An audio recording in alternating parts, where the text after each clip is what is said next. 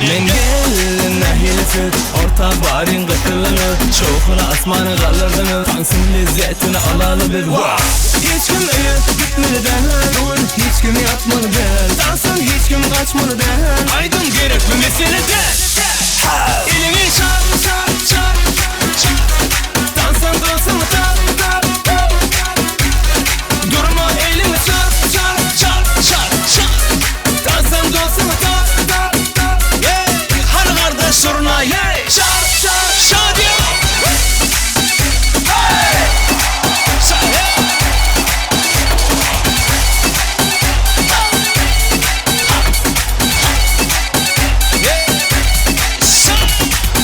Mesele delaydım dilsini Eydimden qaytalat bilsini Maya çıtı gülsünü Dansın lezzetini duysunuz Hiç kim